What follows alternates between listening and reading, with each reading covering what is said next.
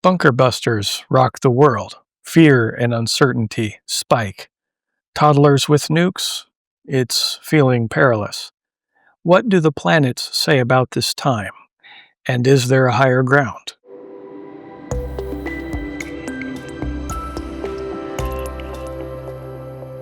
I'll begin with the darker possibilities with these planetary energies. Mainly because of the recent events going on in the world, it can be useful to understand what's really going on here. But it's important to point out that we are not the planet's playthings. They do not cause anything to happen. Everything that does happen in an individual or within the collective is a matter of free will. However, the planets do represent a certain archetypal influence or frequency, which does affect the collective, can invite certain evolutionary pathways for us, and can have a sort of agitating influence upon our consciousness. But the invitation is always the same. Will we use these planetary energies for our betterment and evolution, or will we face plant? And we've all done both from time to time. For this video, I've added the chart on the screen, and if you really like that, if you prefer to have the visual of the symbols, let me know in the comments below. If you prefer just to have my face on the screen, let me know that as well. I'm always open to constructive criticism. Okay, so one of the most powerful events in the sky right now is the Cancer new moon right next to Jupiter. This is very powerful. And as we'll see, it's in a very tight square aspect, which is a 90-degree friction-based angle, with Saturn in Aries next to Neptune in Aries. So this is critical. This is really the backbone upon which our evolution rests right now. And last but certainly not least, we have this ongoing Mars-Uranus square. So it's really the combination of these three events. There's other stuff going on in the periphery, but these are the headliners. Let's begin with the Saturn-Neptune conjunction in Aries. A couple months ago, Neptune entered Aries, highlighting the biggest event of 2025, at least one of them. Neptune will be in this sign for the next 14 years.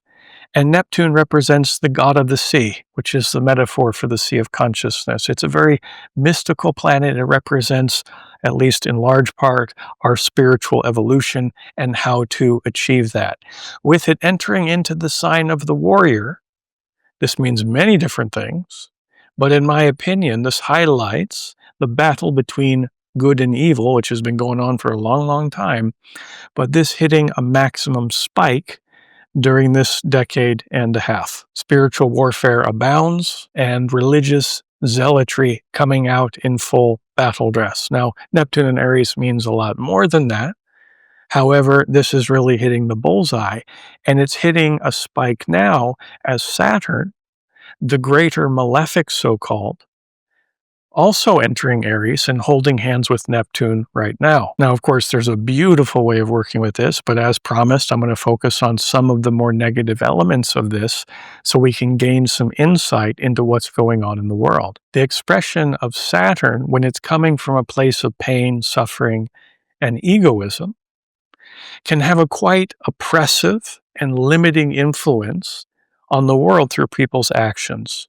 One's aim to control, to restrict, to trap. And when Saturn's in the sign of the warrior, the dark side can really bring out our inner tyrant, who is cold, calculating, and uncaring of its warrior-like aggressive actions. This would be the dark side of the war general or drill sergeant meta-archetype associated with these symbols.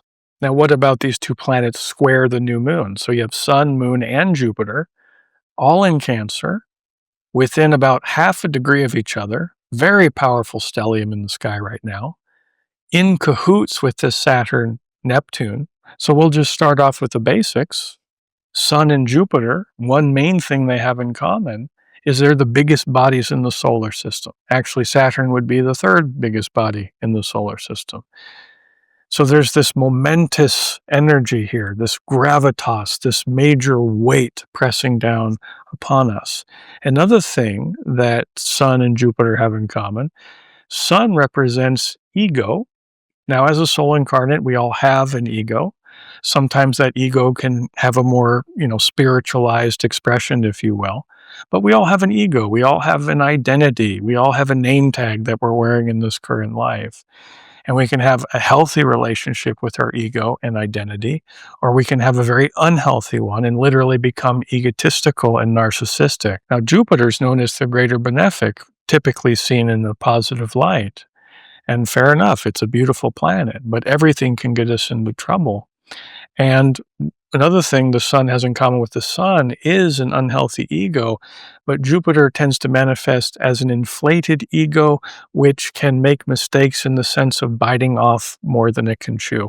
Jupiter likes to say yes to life. It's a very optimistic, larger than life, generous planet, and it has a strong association with Santa Claus. And of course, Santa Claus has that eat, drink, and be merry energy, and he's got a big old belly and a big red nose, so too much of a good thing can eventually become a bad thing. And when Jupiter and the sun are having a negative interaction with each other, there is this vulnerability for folks to bite off more than they can chew. And these planets are in Cancer. I'll also point out the moon is in Cancer. The moon rules Cancer. Whenever a planet is in its own sign, it is very, very strong.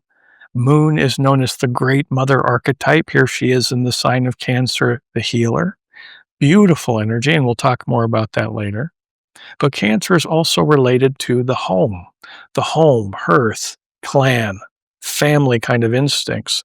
So it can have, especially when you have, egotistical energies going on, an unhealthy relationship or attachment to clannish mentality and the instinct to protect the homeland or the motherland, which can be a good thing, or it can also be a quite destructive thing, depending on the level of consciousness of the person or groups of people that are working with those energies at that time. And then we have this Mars-Uranus square. I talked about this a bit in the last video. Uranus is known as the god of earthquakes and lightning bolts, and Mars is known as the god of war. Here it is in the sign of Virgo, the sign of judgment. Okay, so fierce war god cutting.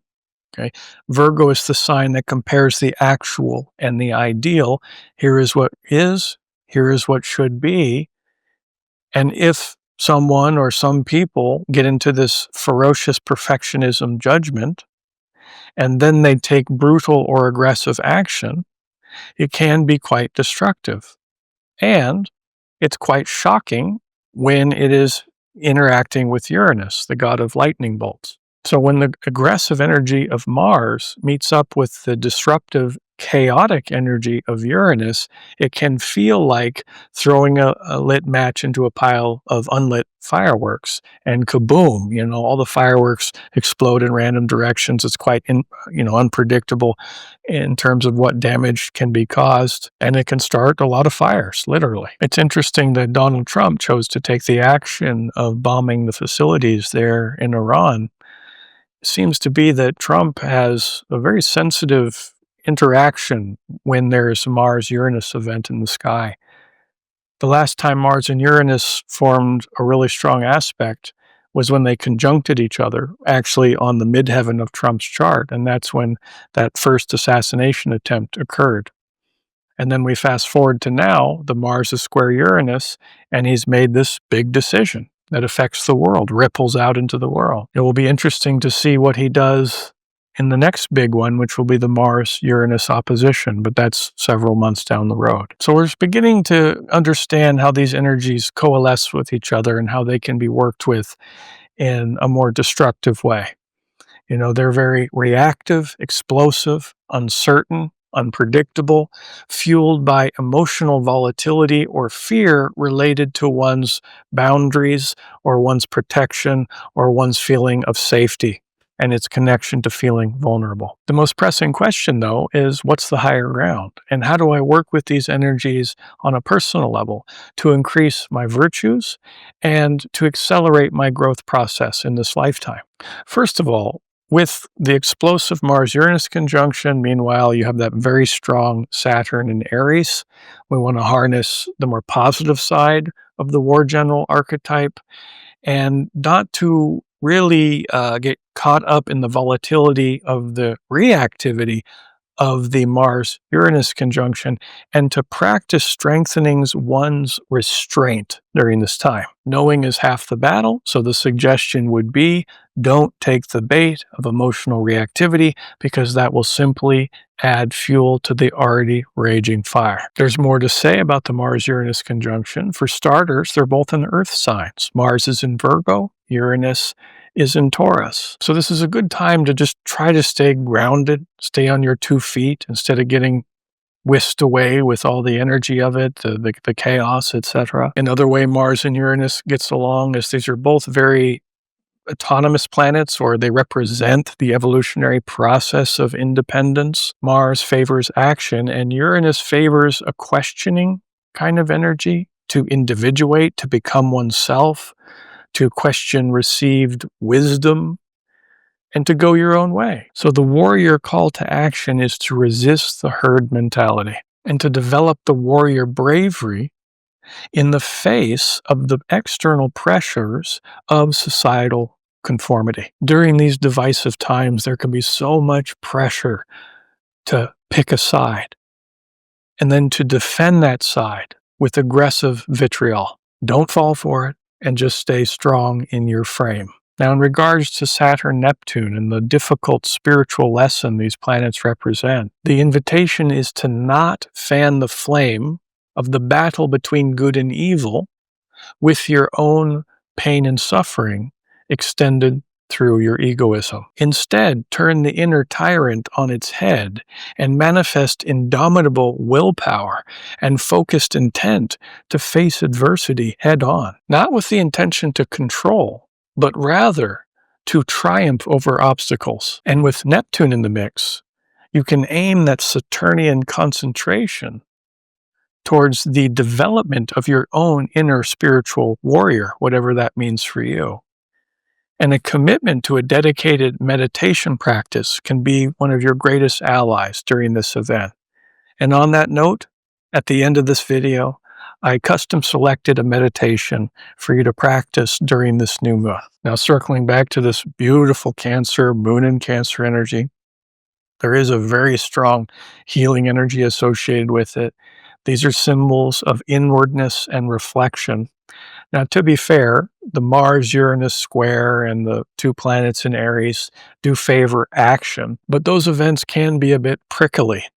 So during this new moon, it's very useful to enter more into reflection than in action, and try to adopt the introverted mind, if you will, which reflects, takes an action, and then goes into reflection about that action. Now, Jupiter, the king of the gods, one more negative way this can manifest is as that overindulgence, especially when it's in a very needy and emotional sign, when Cancer feels unhealthy. Meanwhile, Jupiter is in a square to Neptune. There is a vulnerability to addiction.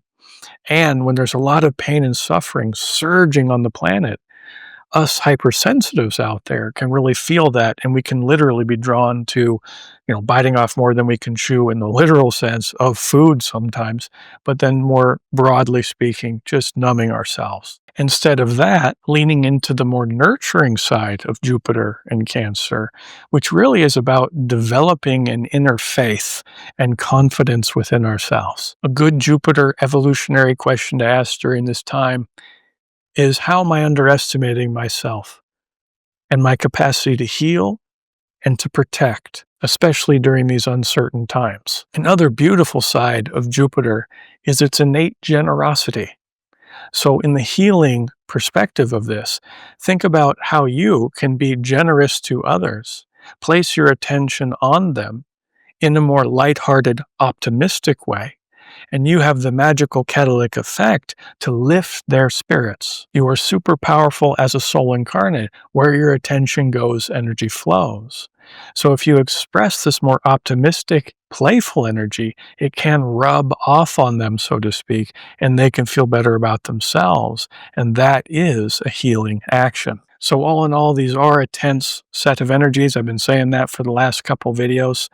Luckily, the Mars-Uranus square is going to start to dissipate as Mars moves forward, and therefore the intensity of the energy will slowly decrease as the weeks go on. Very soon, the planet Uranus will enter a new sign, which is very exciting. It will enter the sign of Gemini.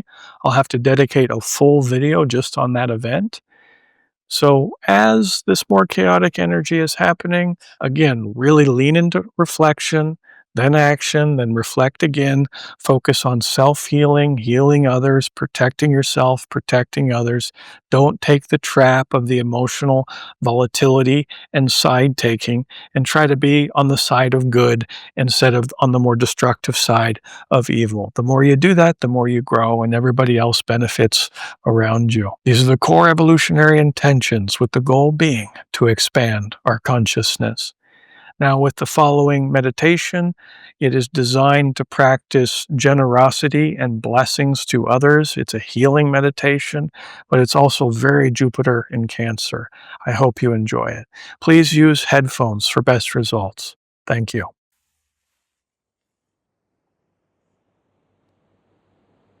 Let's begin by focusing on your breath. And slowly inhale through your nose deep into your belly, and then feel your lungs expand.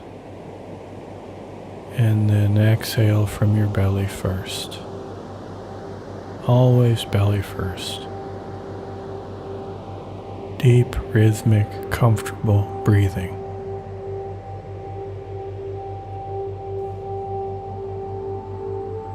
And make the in-breath and the out-breath as long as you can that's comfortable for you.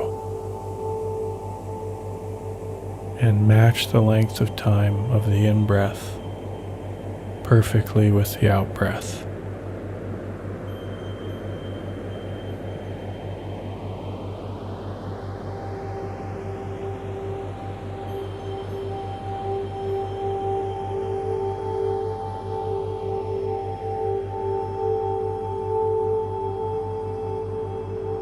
And we're going to start by doing a focus technique that will sink you into a deep meditative state.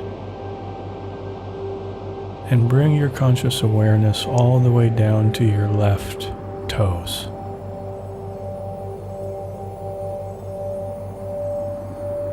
Feel all of the toes in your left foot. Feel like you're in your toes of your left foot.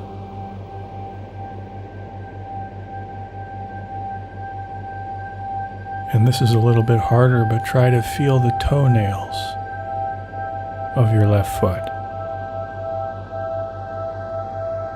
And focus on them entirely. And now move your awareness up through the balls of your left foot and spread into the center of your left foot, and the back of the left foot, up into the ankle,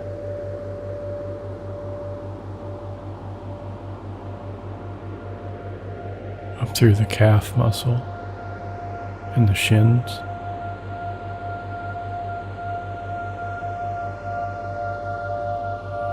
into your left knee,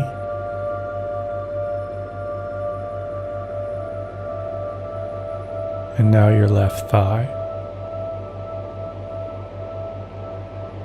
and feel all the tissues of your left thigh soften and let go.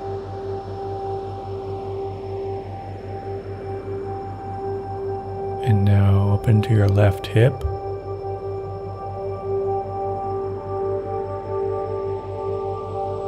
and now focus on your entire left leg.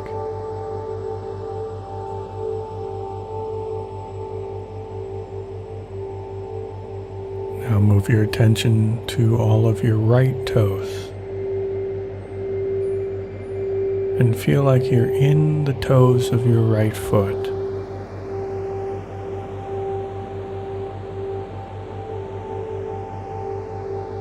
Now feel the toenails of your right foot. And slowly move up into the right foot.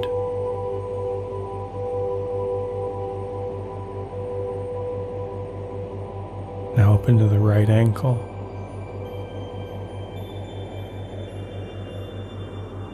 Up through the right calf and shins.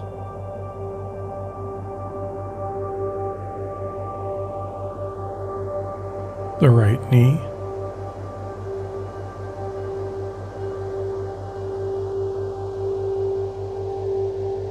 And slowly melt into your right thigh.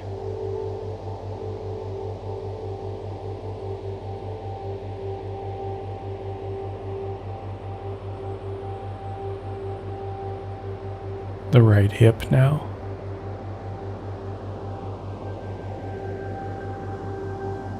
And now feel the entirety of your right leg.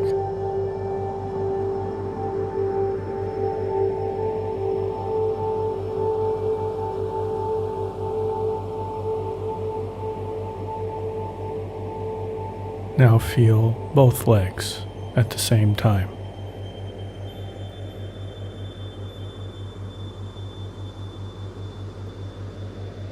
Now bring your awareness to your pelvic floor.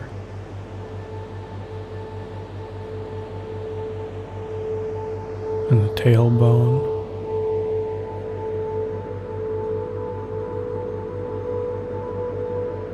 Now up into your lower back.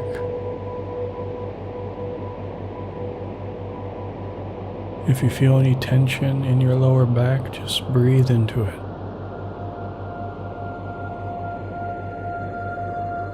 Feel the tissues let go and relax.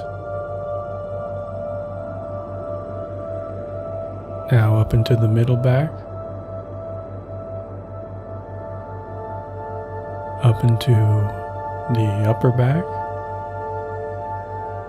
Scapula.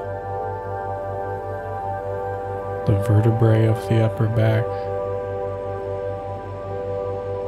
The shoulders. Now go up and over your shoulders,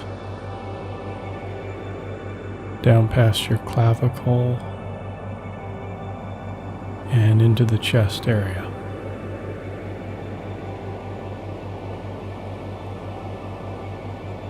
Feel the tissues of your chest expand as you inhale.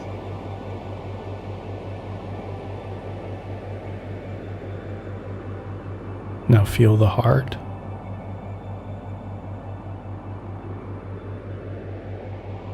And see if you can feel your heartbeat. It's very subtle. Connect with the pulse of life.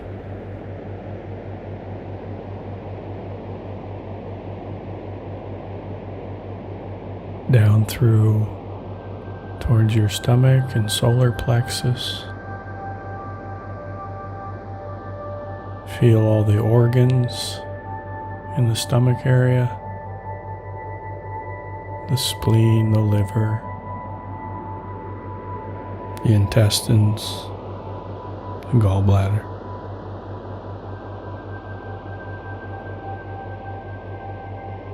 On your next inhale, your awareness goes up again through the chest area and over to the right shoulder.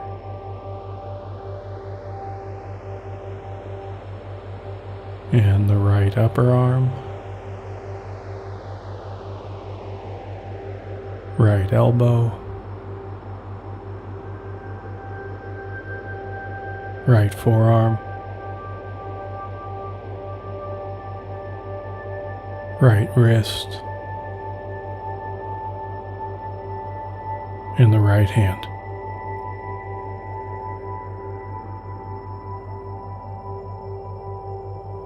Now the right fingers and fingertips, and feel the fingernails of your right hand.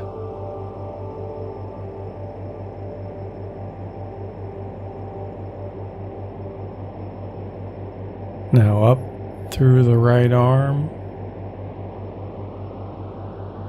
and across your chest over to the left shoulder, down through the upper arm of the left arm, left elbow, left forearm, left wrist, left hand, left fingers,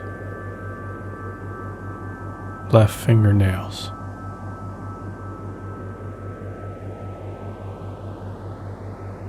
On the next inhale, raise your awareness up through your left arm into your neck area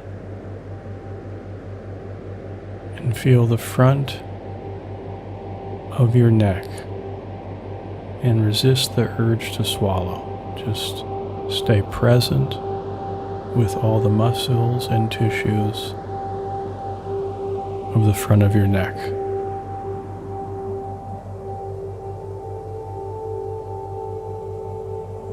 Now wrap around to the back of the neck, up into the back of the skull. Feel both of your ears, up to the top of your head, and down through the forehead. Feels nice and warm.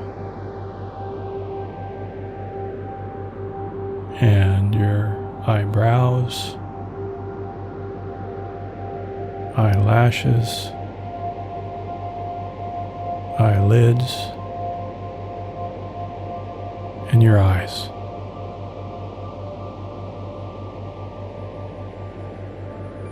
Feel the bundle of nerves that goes from your eyes to the center of your brain. Feel those nerves relax.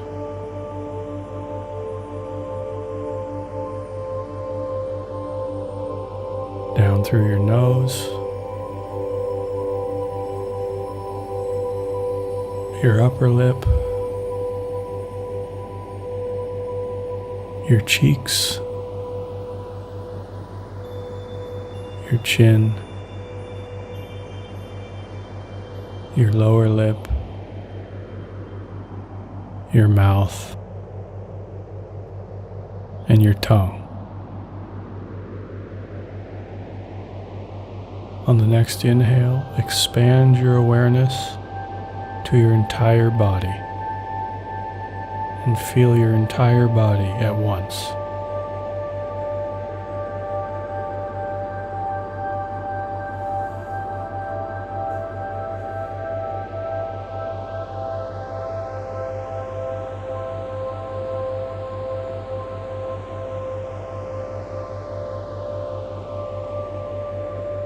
I want you to visualize yourself as a perfect yogi, seated on a hilltop, beautiful nature all around you. And feel your heart overflowing with love.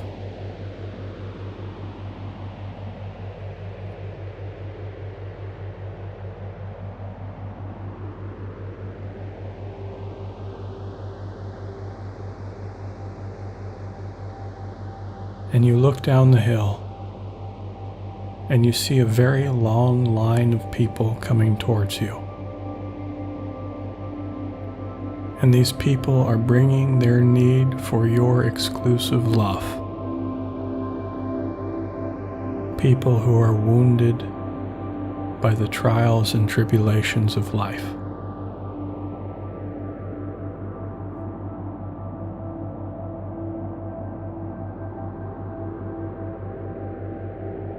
The souls at the beginning of the line are people closest to you.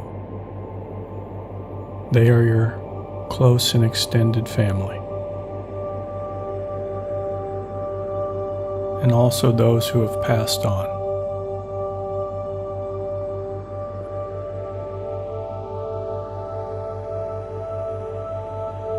they may still carry some resentment towards you, and you may still hold some grievances against them.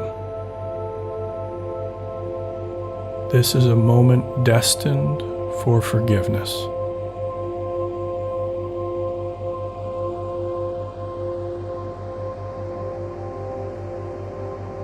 Allow each one of your relatives to approach. And this is a process of breathing in the sorrow, transmuting it into love, and breathing out joy.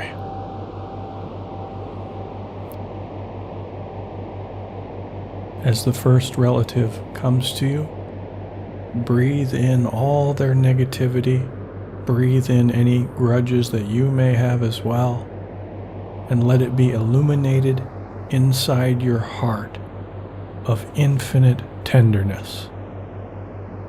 And breathe out pure light and blessings.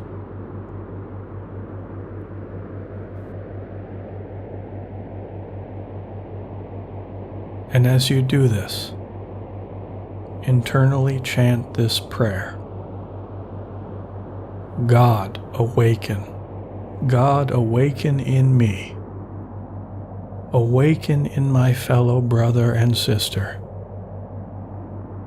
Let's end the play of suffering and bring light to the play of joy. And you pray sincerely for your relative, this being in front of you that needs so much love and attention in this very moment, and pray for the divinity that lives inside him or her but is still asleep. It's enveloped by the veil of illusion that makes him or her feel deficient,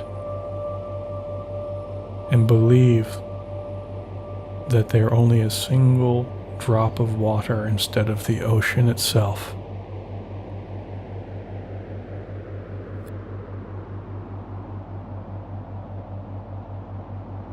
With the deepest humility that you can manifest in this moment,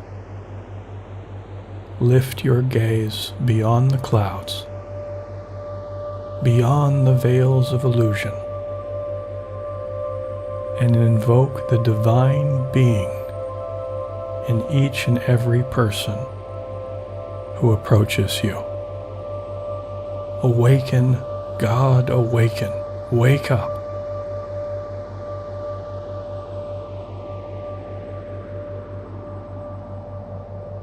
You breathe in the negativity.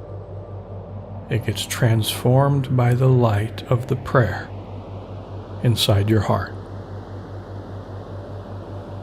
And you breathe out light and the fragrance of roses.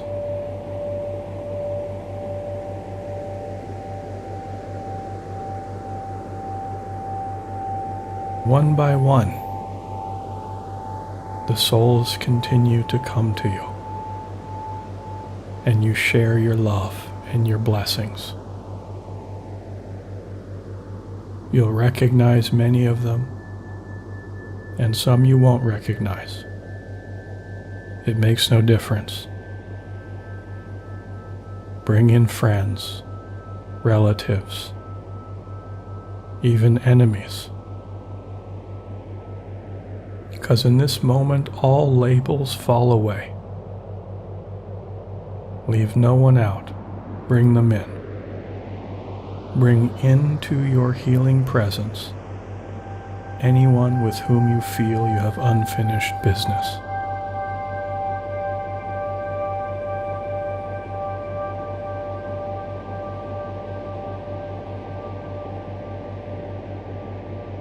Maintain this visualization and giving of your love for a couple more minutes, and then I'll return.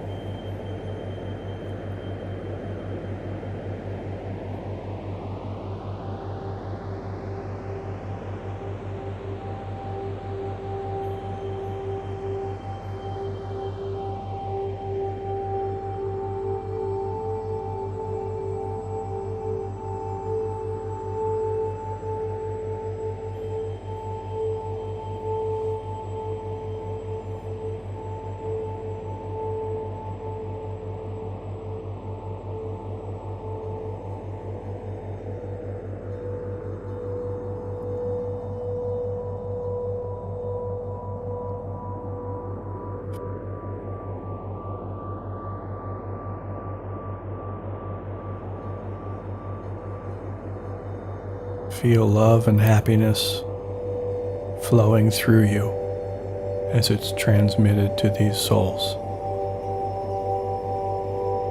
You are an ever-flowing source of love.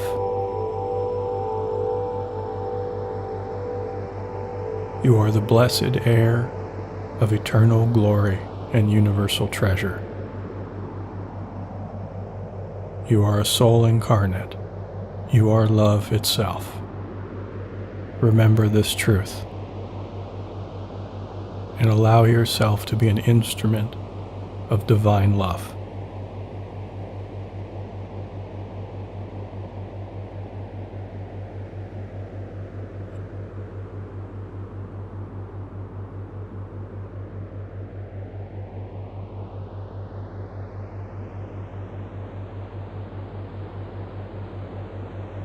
You're inhaling the sorrows of the world,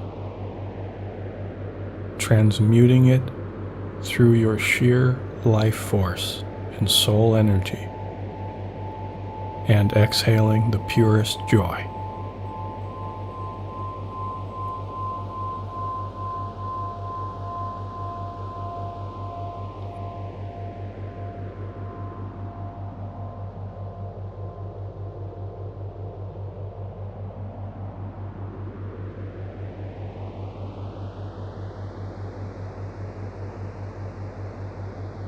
Now return your awareness back to your body.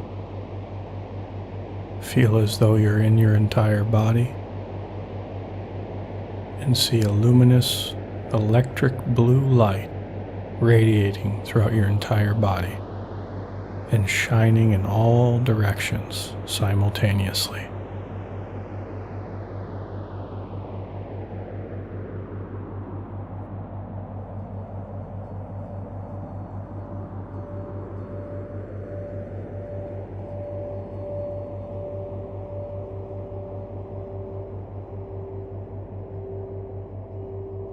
If you practice this meditation regularly, it has the power to change your life, and in turn, change the lives of others.